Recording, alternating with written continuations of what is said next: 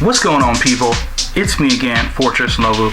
Now, this is going to be a really short video because I'm going over a review of the Lumix Panasonic G7 4K video camera.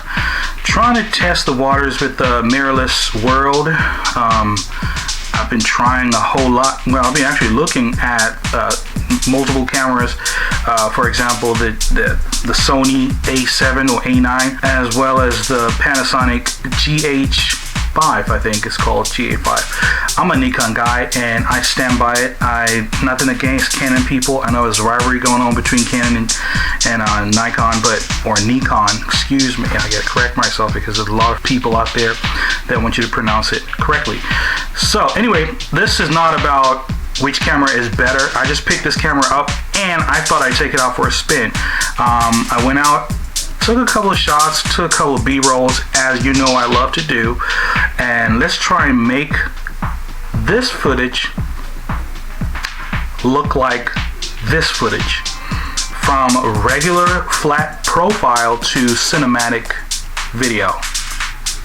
Play the tape.